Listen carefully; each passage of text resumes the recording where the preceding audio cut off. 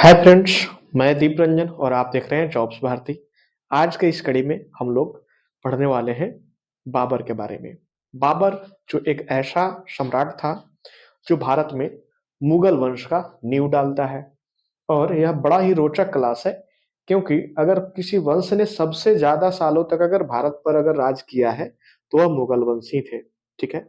और इसके संस्थापक कौन थे? तो बाबर थे। तो आज हम उसी बाबर के बारे में पढ़ने वाले हैं, जहां से एक एक पॉइंट को हम लोग क्लियर करेंगे, ताकि आगामी परीक्षा में आप आसानी से अपना स्कोरिंग खड़ा कर सकें। ओके। तो चलिए, सबसे पहले बात करते हैं बाबर की। किसकी? सबसे पहले आज हम प्रयास करेंगे कि जल्द ही बाबर का चैप्टर हम खत्म करें, क्योंकि बाबर का चैप्टर थोड़ा सा लंबा है। और ये जो है अ, संस्थापक है मुगल का। तो थोड़ा सा तो आज सभी के मन में एक जिज्ञासा भी होगा, कैसे हुआ, क्या हुआ। तो चलिए हम लोग लेके आते हैं बाबर की कहानी। तो बाबर कौन? बाबर। ठीक है। बात करते हैं बाबर की। बाबर जो है 1483 में इसका जन्म होता है। कब होता है? 1483 में इसका जन्म होता है। 1483 में जन्म होता है, पहला चीज। ठीक है। होता क्या है कि ठीक 11 साल बाद, यानी कि 1494 में, कब? 1494 में फरगना का ये शासक बनता है। फरगना का शासक बनता है। कहाँ का शासक? फरगना का शासक बनता है। देखिए, जब एक ट्री की तरह, एक पेड़ की तरह सब चीज अगर क्लियरली टॉपिक बाई टॉपिक समझते चलेंगे तो बड़ा आसानी से समझ में आएगा। अब ये वाकई में कहाँ का शासक बन रहा है? फरगना का। लेकिन अब कहानी उठती है कि आखिर ये भारत क्यों आ रहा है, कौन उसे बुला रहा है। क्योंकि जो भी आया किसी न किसी उद्देश्य से आया। जैसे कि आप देखे होंगे, जितने भी तुर्की आए हुए थे वो क्यों आए थे? भारत से धन दौलत को लूटने के उद्देश्य से। प्रारंभिक उद्देश्य तो उनका वही था। आगे चल करके यहाँ पर अपना क्या शासन स्थापित करते हैं। तो बाबर में कुछ ऐसा ही चीज है, लेकिन बाबर आने के बाद यहाँ से रिटर्न नहीं होता है। बाकी को आपने देखा कि वो आए और यहाँ से रिटर्न हो गए। क्या हुए? आए और रिटर्न हो गए। जैसे कि गजनवी को आपने देखा, गौरी को देखा। ठीक है। ये लोग आते थे और लूटपाट करके और यहाँ से निकल जाते थे। तो कुल मिलाकर के वो एक लुटेरा के लिस्ट में आते थे। लेकिन बाबर जो है यहाँ पर आता है और मुगल वंश का स्थापना कर देता है। अब बाबर, ऐसे तो भारत पर आक्रमण करने की इसकी चाह थी। बाबर को भारत पर आक्रमण करने की इच्छा थी। ये पहले से इसकी इच्छा थी भारत पर अटैक करने की। भारत पर अटैक की इसकी इच्छा पहले से थी। लेकिन कहते हैं ना कि अगर आग में घी डाल दीजिए तो उसकी तीव्रता और बढ़ जाती है। कुछ यही होता है बाबर के साथ। अब इसका थोड़ा सा पृष्ठभूमि हम समझ लेते हैं। पृष्ठभूमि क्या है? तो इसका पृष्ठभूमि यह है कि थोड़ा सा हम यहाँ पर पृष्ठभूमि समझते हैं, इसके आने का पृष्ठभूमि क्या है, मतलब कि आने का बैकग्राउंड क्या है, इसका क्या बैकग्राउंड रहा है जिसके कारण से इसको भारत पर अटैक करना पड़ा। चलिए, आज कोई भी मार्कर ठीक से काम कर नहीं रहा है। ठीक है। तो बैकग्राउंड के बारे में अगर थोड़ा सा हम समझे तो देखिए, इब्राहिम लोदी। कौन? इब्राहिम लोदी। इब्राहिम लोदी। ठीक है। लोदी वंश का था और ये सबसे अंतिम शासक है। यानी कि कहें तो लोदी वंश का सबसे अंतिम शासक। अब अंतिम शासक लिखने की कोई जरूरत नहीं है, क्योंकि यहीं पर जब ये खत्म ही हो जाएगा तो फिर बचेगा कौन। ठीक है। लोदी वंश का ये अंतिम शासक होता है।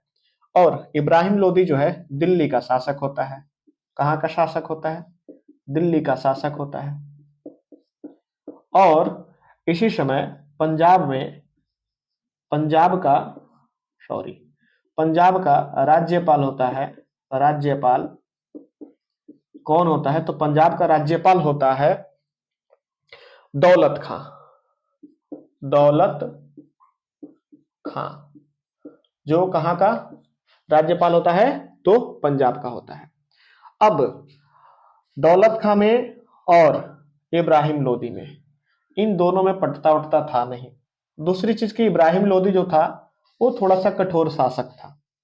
इससे दौलत खां को ही नहीं, बाकी जनता को भी थोड़ी सी समस्या थी, थोड़ी क्या बहुत रुष्ट थी जनता, और वो चाहती थी कि ये यहां से हटे।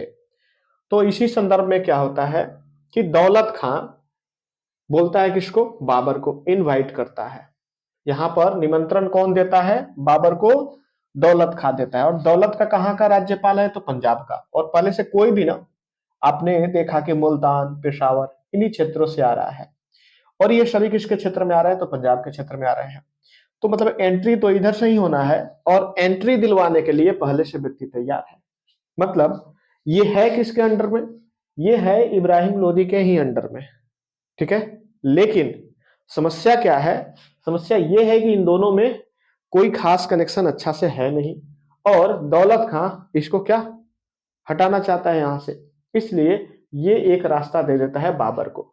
तो बाबर के पास दो चीजें हो जाती है, एक तो इसका पहले से मंशा था भारत पर अटैक करने की, क्योंकि भारत मतलब पूरे संसाधनों से परिपूर्ण था, कोई भी शासक भारत पर ही अटैक करना चाहता था।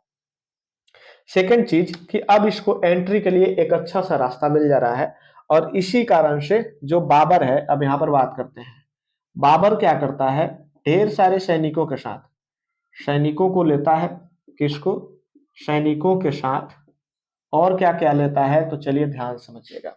सैनिकों के साथ साथ ये क्या करता है, हालांकि इन्होंने जिक्र किया था कि हमने मात्र 12,000 सेनाओं को लेकर पहुंचा था, लेकिन इस पर संशय है, क्योंकि मात्र इतनी सेना तो नहीं समझी जा सकती है। क्यों, क्योंकि बाबर बताता है, बाबरनामा खुद इसी ने लिखा था, तो हो सकता है कि ये मतलब कम करके दिखाया हो, अपने आप को पावरफुल दिखाया हो कि मात्र 12,000 सेना लेकर के आए और रौंद दिए किसको, इब्राहिम लोदी को। अब इब्राहिम लोदी ही इसमें नहीं था, इसके साथ साथ आपको ग्वालियर के शासक भी इसी के साथ में थे, ठीक है, तो उनको भी रौंदता है। तो यहां पर कुछ बैकग्राउंड इसका समझते हैं। तो ये क्या करता है, तोप को लेता है, और तोप को चलाने के लिए निशानेबाज चाहिए जो सटीक निशाना लगा सकते हैं। तो काबुल का सबसे प्रसिद्ध निशानेबाज जो थे वह थे उस्ताद अली। कौन थे, उस्ताद अली, उस्ताद अली और मुस्तफा, मुस्तफा को अपने साथ लेके आता है। मतलब उसके साथ साथ तो ये तो तोप लेके आ रहा है, दूसरी चीज कि ये तुगलमा, तुगलमा तुगलमा युद्ध नीति का यहां पर प्रयोग करता है, तुगलमा युद्ध नीति का प्रयोग कर रहा है, ठीक है। और ये किससे सीखे हुए थे, तो चलिए उज्बेकों से सीखे हुए थे। तुगलमा नीति ये किससे सीखे हुए थे, तो उज्बेकों से, क्षेत्र का नाम है यानी कि उधर के लोगों से, उज्बेकों से ये तुगलमा तुगलमा नीति सीखे होते हैं, युद्ध नीति जो होता है।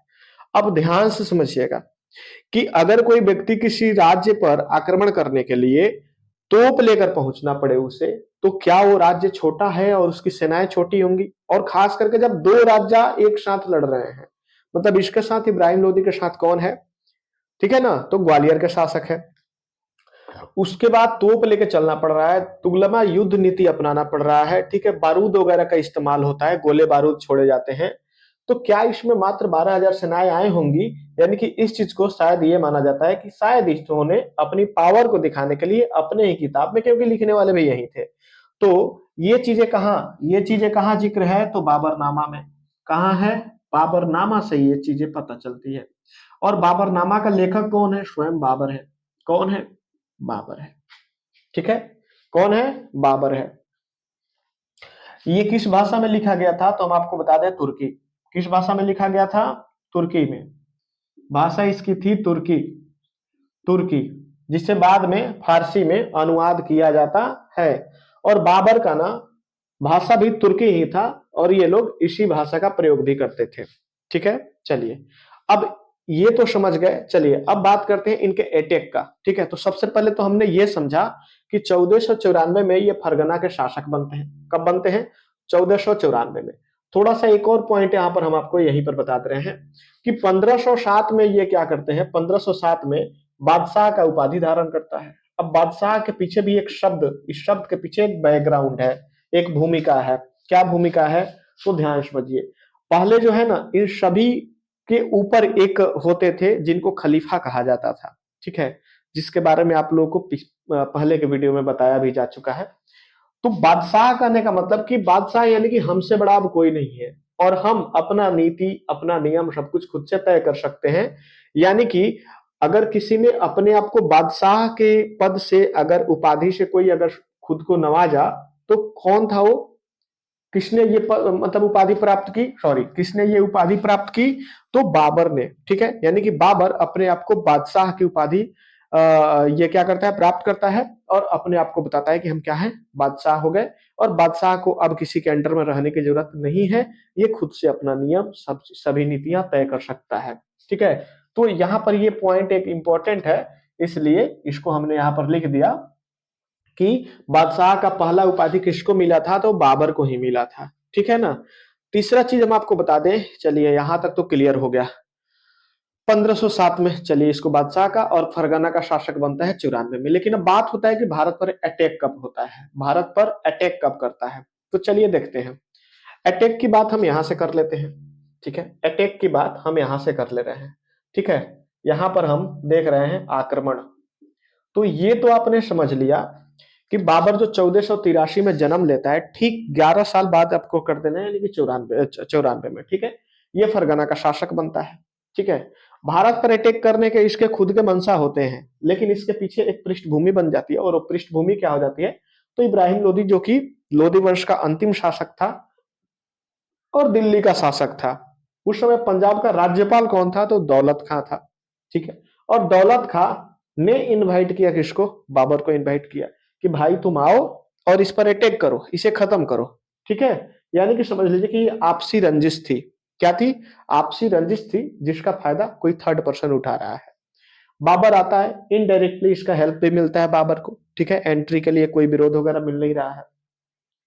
तो ये अपने बाबरनामा में बताता है कि ये 12,000 सैनिकों के साथ उस आंदोलन में, सॉरी, युद्ध में भाग लिया था। तोप लेकर के आया था, जिसके निशानेबाज थे उस्ताद अली और मुस्तफा। उस समय के ये प्रसिद्ध निशानेबाज थे। तुगलमा युद्ध नीति का उपयोग करता है। ठीक है, और कुल मिलाकर के बात करें तो ये कहां पर प्राप्त होता है इसकी जानकारी? तो बाबरनामा में। ठीक है ना, जिसको किसने? बाबर ने ही लिखा था। और किस भाषा में था? तो तुर्की में था। ये चीज तो क्लियर है।